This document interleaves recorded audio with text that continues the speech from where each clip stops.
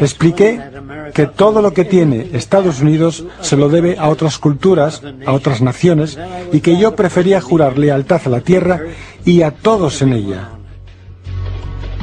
No está de más decir que no pasó mucho tiempo antes de que dejara la escuela para siempre y montar un laboratorio en mi dormitorio. Allí empecé a aprender sobre ciencia y naturaleza. Me di cuenta entonces de que el universo está gobernado por leyes y que el ser humano, junto con la sociedad misma, no estaba exento de estas leyes. Luego vino el crack en 1929, que empezó lo que ahora conocemos como la Gran Depresión. Encontré difícil entender por qué millones de personas estaban sin trabajo, sin hogar, hambrientos, mientras que todas las fábricas estaban allí aún intactas. Los recursos no habían cambiado. Fue entonces cuando me di cuenta de que las reglas del juego económico eran inherentemente inválidas. Poco después vino la Segunda Guerra Mundial, donde varias naciones se turnaron para destrozarse sistemáticamente unos a otros. Más tarde calculé que toda la destrucción y los recursos desperdiciados invertidos en esa guerra fácilmente podrían haber cubierto cada necesidad humana sobre el planeta. Desde ese momento he visto a la humanidad preparar el escenario para su propia extinción. He visto cómo los limitados y valiosos recursos son desperdiciados y destruidos constantemente en nombre de la ganancia y los mercados libres. He visto los valores sociales reducirse a una base materialista artificial y a un consumo sin sentido. También he visto cómo los poderes monetarios controlan la estructura política de sociedades supuestamente libres.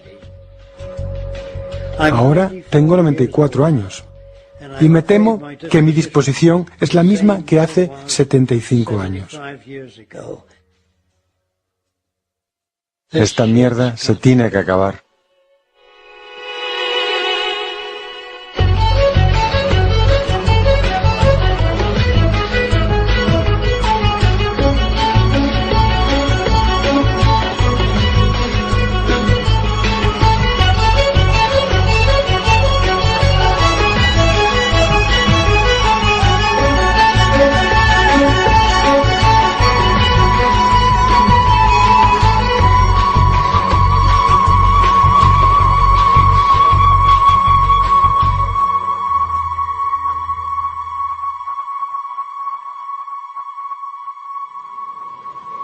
Entonces, eres un científico y en algún momento, a lo largo del camino, martilleado en tu cerebro está el inevitable naturaleza versus crianza. Y está allí por lo menos como Coca-Cola versus Pepsi o griegos versus troyanos. Así tenemos naturaleza versus crianza. Esta visión totalmente simplista ya de dónde están las influencias. Influencias desde cómo una célula trata una crisis de energía hasta el punto de lo que nos hace quiénes somos en los niveles más individualistas de nuestra personalidad.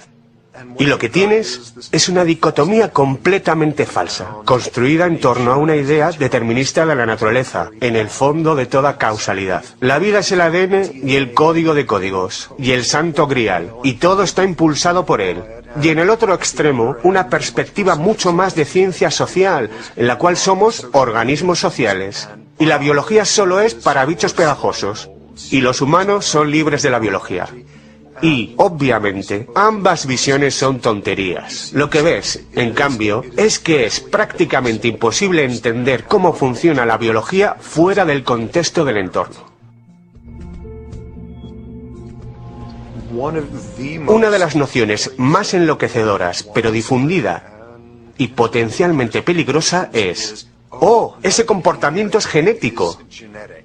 Pero, ¿qué significa esto? Significa todo tipo de cosas sutiles si sabes de biología moderna, pero para la mayoría de la gente lo que termina significando es una visión determinista de la vida, originada en la biología y la genética. Los genes como cosas que no pueden ser cambiadas, los genes como cosas que son inevitables. Y más vale que no malgastes recursos intentando arreglarlas. Ni te molestes en dirigir la energía social en tratar de mejorar, porque es inevitable e inmutable, y eso es un completo disparate.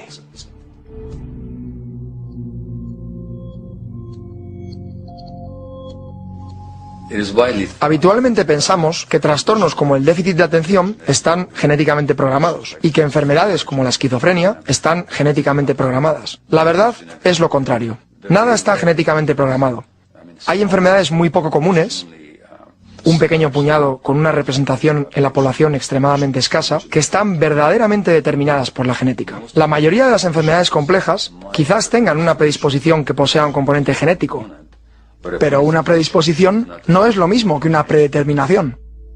Toda la búsqueda del origen de las enfermedades en el genoma humano estaba condenada al fracaso, antes incluso de que cualquiera lo hubiera pensado, porque la mayoría de las enfermedades no están predeterminadas genéticamente. Enfermedades del corazón, cáncer, derrames cerebrales, enfermedades reumatoides, enfermedades autoinmunes en general, enfermedades de salud mental, adicciones, ninguna de ellas está determinada genéticamente.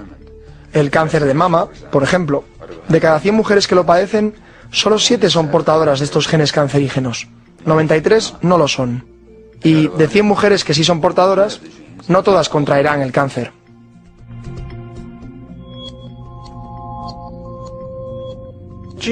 Los genes no son solo cosas que nos hacen comportarnos de una forma particular sin tener en cuenta nuestro entorno.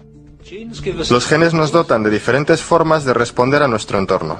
Y parece que, de hecho, algunas de las primeras influencias de la infancia y el tipo de educación afectan a la expresión genética. De hecho, encendiendo y apagando los diferentes genes para así colocarte en una trayectoria evolutiva distinta que se adaptaría al tipo de mundo con el que tienes que lidiar. Pongamos un ejemplo. En un estudio realizado con víctimas de suicidio en Montreal, se analizaron las autopsias de los cerebros de estas personas y resultó que si el suicida, comúnmente adultos jóvenes, había sufrido abusos de pequeño, estos abusos causaban, de hecho, un cambio genético en el cerebro, ausente en los cerebros de las personas que no han sufrido abusos. Esto es un efecto epigenético. El prefijo epi significa encima de modo que la influencia epigenética es lo que ocurre cuando se activan o desactivan ciertos genes en función del entorno. En Nueva Zelanda existe un estudio realizado en un pueblo llamado Dunedin, en donde unos cuantos miles de individuos fueron estudiados desde su nacimiento hasta entrados los 20 años. Lo que encontraron fue que podían identificar una mutación genética, un gen anormal que tenía alguna relación con la predisposición a cometer actos de violencia, pero solo si en su infancia también el individuo había sido víctima de graves abusos. En otras palabras, un niño con este gen anormal no sería más propenso que otros de ser violento, y de hecho, tenían realmente una tasa de violencia más baja que las personas con genes normales, siempre que no fueran maltratados de niños. Gran ejemplo adicional que muestra que los genes no son una condición sine qua non de una elaborada técnica con la que puedes quitar un gen específico de un ratón, y ese ratón y sus descendientes no tendrán ese gen. Has fulminado ese gen. Así que tenemos ese preciso gen que codifica una proteína que tiene que ver con el aprendizaje y la memoria, y con esta fabulosa demostración fulminas ese gen y tienes un ratón que tampoco aprende bien. Una base genética para la inteligencia, lo que fue mucho menos apreciado en ese estudio de referencia que consiguió alcance en los medios de comunicación a diestro y siniestro, fue tomar esos ratones genéticamente dañados y criarlos en un ambiente mucho más enriquecido y estimulante que el de los ratones normales de laboratorio, y superaron completamente ese déficit. Cuando en un contexto contemporáneo uno dice, ese comportamiento es genético, en la medida en que incluso sea válido usar una frase así, lo que está diciendo es, hay una contribución genética en la forma que este organismo responde al entorno. Los genes pueden influir en la disposición con la que un organismo puede enfrentarse a un desafío ambiental concreto. Ya sabes, esta no es la versión que mucha gente tiene en sus mentes. Y no quiero parecer un predicador, pero seguir con la vieja versión de es genético no está tan lejos de la historia de la eugenesia y cosas por el estilo. Es un concepto erróneo, generalizado y es potencialmente muy peligroso. Una razón por la que la explicación biológica de la violencia, una razón por la que la hipótesis es potencialmente peligrosa, no solo induce al error, sino que realmente puede hacer daño. Es porque si crees eso, podrías decir fácilmente, bueno, no hay nada que podamos hacer para cambiar la predisposición que tienen las personas para volverse violentas. Todo lo que podemos hacer si alguien se vuelve violento es castigarles, encerrarles o ejecutarles, pero no necesitamos preocuparnos por cambiar el entorno social o las condiciones sociales previas que pueden llevar a las personas a volverse violentas, porque eso es irrelevante.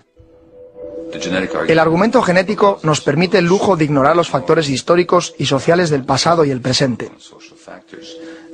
En palabras de Louis Menand, quien escribió en el New Yorker, muy astutamente dijo, todo está en los genes. Una explicación de cómo son las cosas que no pone en peligro cómo están las cosas. ¿Por qué alguien debería sentirse infeliz o adoptar un comportamiento antisocial cuando está viviendo en la nación más libre y próspera de la Tierra? No puede ser el sistema. Debe haber una avería en alguna parte del cableado. Lo cual es una buena manera de decirlo. Así que el argumento genético es simplemente una salida fácil que nos permite ignorar los factores sociales, económicos y políticos que, de hecho, subyacen en muchos comportamientos problemáticos.